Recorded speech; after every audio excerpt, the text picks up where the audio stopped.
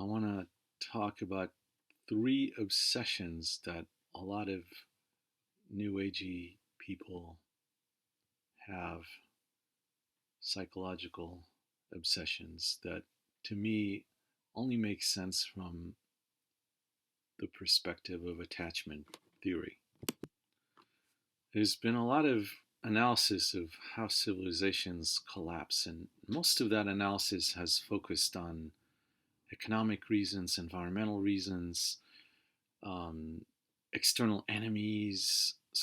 But I haven't, with one exception, I haven't seen anything about psychological reasons for collapse of a culture or civilization. I don't know how general this is, but I see something happening in our culture now, which is not due to external enemies, environmental degradation, internal economic bad policies. I see some toxic psychology, which is not good for social cohesion, that is getting selected for by the global economy. And I think it's contributing to degradation of relationships and families, and of course tribes and villages. That's been going on for a while. I only heard about psychological reasons for societal collapse from an anthropology professor in college who was studying the Mayans. And he speculated that one of the reasons for their collapse was that they just thought it's going to happen. They predicted it according to their astrology. So that's the only example I know of. But okay, so here's what I think is going on in our culture. There is there seems to be an obsession with power in human relationships as opposed to other socially binding attributes like love. And there's several things going on. One is that this could be selected for, but what is the proximal reason? What happens and to an infant that might want to make them be overly concerned with power in relationships versus love? Well, if the infant was overpowered by their caretakers, that would be one thing, and that's something that happens that creates the so-called avoidant attachment style, the enmeshment trauma. Also, nowadays, if people are not skilled in the physical world, they might feel powerless. So if the only thing they can do is click on buttons on their apps, but they're not able to build anything. They're not able to grow anything, and now a lot of people are even unable to cook. They're not able to build tools out of local materials. They only use the tools that they can find at Home Depot, their hardware store, or electronics that are made in factories abroad in China usually. What is that going to do to someone's psyche? Well, it's going to make them feel powerless. And what then? What's the next step after that? Um, well, one way to feel powerful is to cut off a relationship. If you feel powerless in general, and especially in the relationship, you might say, okay, I can assert my power by just cutting it off. Another way is to have ideologies that love and compassion are just adaptations to trauma. They're not real. That fawning or enabling are real, and our love is just posing as, and the reality is fawning or enabling. These are strategies that children develop when dealing with family trauma. If you want to support your partner because it gives you joy and meaning, something we've been doing throughout millions of years of our social evolution, um, this is again reinterpreted as some kind of psychological ailment, as enabling or people pleasing, or I don't know what other names, derogatory names, have been given. And sometimes it's true. Sometimes it's true. Sometimes that's all it is. But sometimes not. Sometimes people just really get joy. That's what we're wired for, to support our partners, to support our families in whatever way that might have been selected for by evolution. Sometimes there's gender based divisions of labor, sometimes not. Um, but yeah, you can be, if you get a lot of joy and meaning out of supporting your partner, you're labeled many times as codependent. Whereas codependency has to do with not being in touch with your own needs. But what if a big part of being human is to support loved ones, family members, community members, tribal members, village members? That that does not make you codependent, and you can find joy and meaning in these things and in other things as well. Um, only if maybe that's your only meaning, that you're not aware of other things that you desire to be or do. Maybe that'll be a form of codependence. But I don't think having that beautiful desire to support a partner is codependent by itself. And yeah, there's other things that are going on, um, that have to do with millions of years of evolution of the reptilian and mammalian brains. Perhaps women are turned on by men uh, who just want to go and hunt or make money. But and then they might have trouble if the men actually want to be domestic and support the women's aspirations in the outside world and their careers, let's say, and provide emotional support or childcare. That might not be something that turns most women on. It's understandable given how our species evolved. So it doesn't make a woman codependent to want to support her husband in his career, nor does it make a man codependent to want to do the same for his partner. Um, and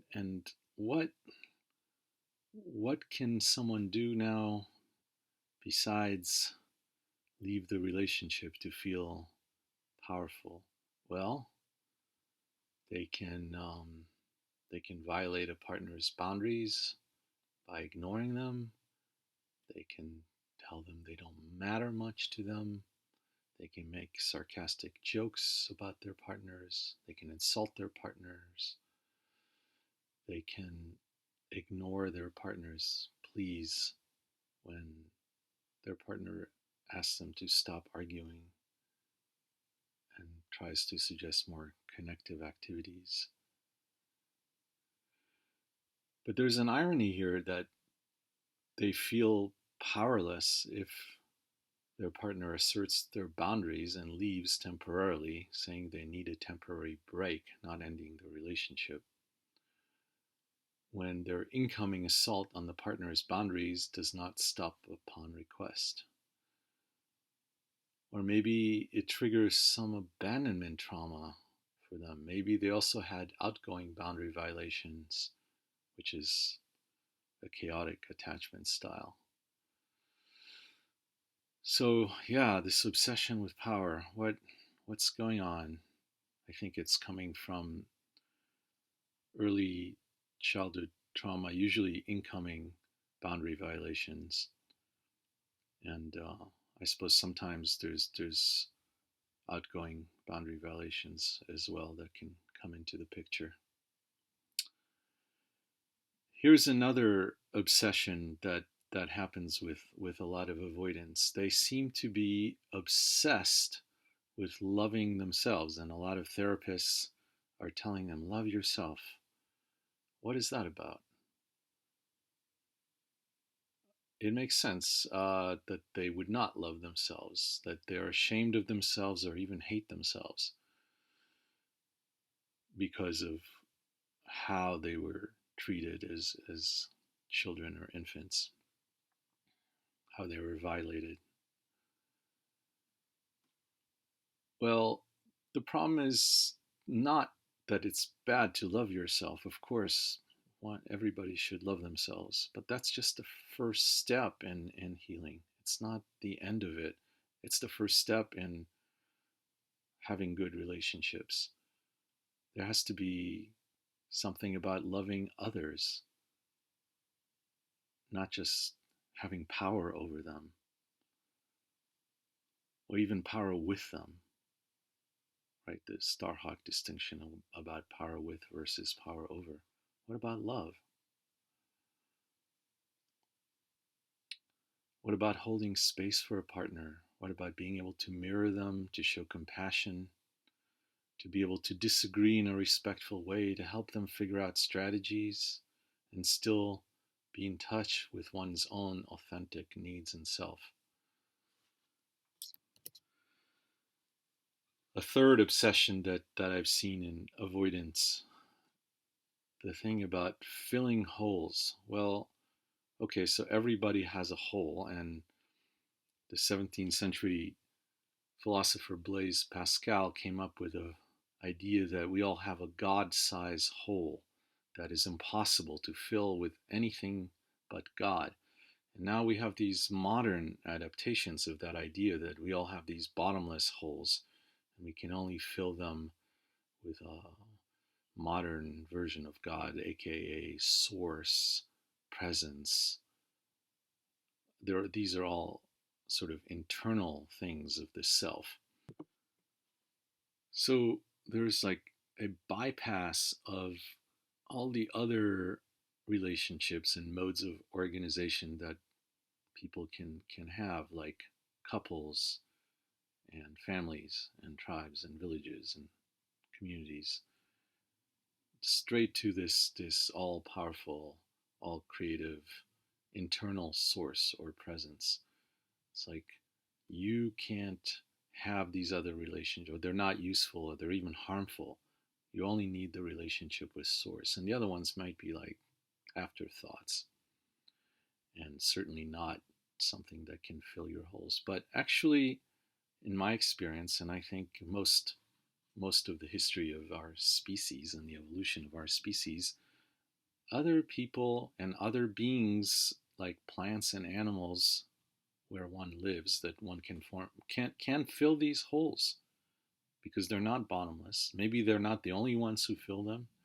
Maybe some people fill some holes to some extent and other people fill other holes, and together these holes can be filled. Well, they can be filled, but people can also betray us. And so animals and plants are transitory. Also, they can die. People can die. People can betray us. People can have avoidant or anxious attachment style disorders and act badly due to them. Yes, it's true. But that doesn't mean we have to throw out the baby with the bathwater. I think other people and animals and plants can still be a source of joy and power for us. So these holes probably due to childhood traumas or just being human, can be filled by a bunch of people. Maybe not just one person. Maybe not just people. Maybe animals, plants. Maybe even a connection to the divine. But not only a connection to the divine. Maybe a connection to some passion that one has. All of these. But to say that people can't be part of that, that loved ones can't be part of that, is ironically disempowering us from one of our main sources of power, which is the love and support of our fellow human beings. Yeah, and it's well known that being in strong committed relationships and having good families and communities makes people happier. Jonathan Haidt cites many such experiments and surveys, and it goes all the way back to Durkheim. That people who are embedded in strong communities and have strong emotional ties do better as far as mental health. So yeah, let's not take that power away. Let's bring back the love of our fellow human beings instead of pathologizing it.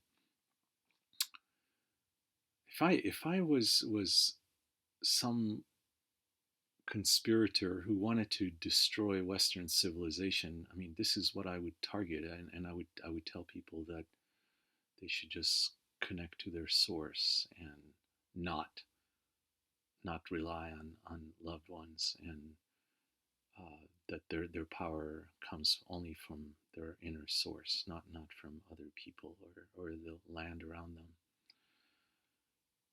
I'm not saying there is such a conspiracy, but if there were, this would be a great place to bring down Western civilization. Maybe there isn't a conspiracy. Maybe it's just some idea that gets selected for by modern capitalism and the global economy. I don't know.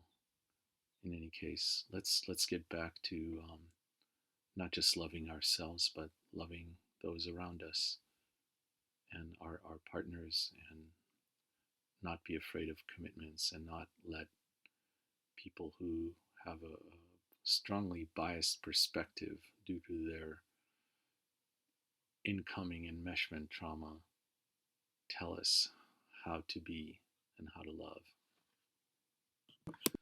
There's a fourth obsession that I guess I'm getting obsessed with also, which is the whole obsession with how important is early childhood trauma in our individual lives and our collective life as a civilization.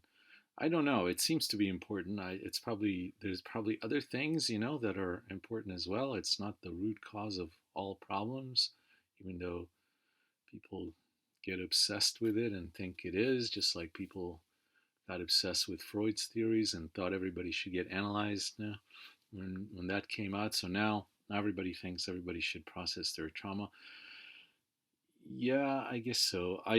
I don't know. I haven't made up my mind about this. There's definitely other things going on, but it does seem to be important. And just to be transparent, yeah, I think I have my main childhood trauma is a combination of incoming and outgoing boundary violation, where I was told by a teenager that if I didn't tie his shoelaces, he would kill my dad. And then I tried to tie his shoelaces. I didn't really know how to tie shoelaces at an early age.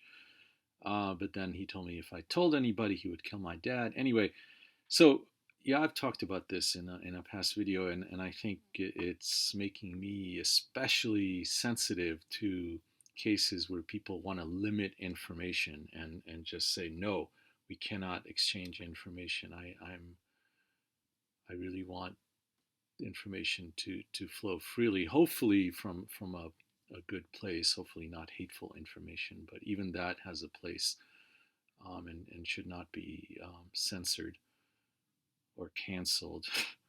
Um, so I'm partially, that's my bias is when I see avoidant people just say, I don't want to ever talk about this, and try to convince other people that you are the bad person for doing X, Y, and Z, and information can't be exchanged anymore.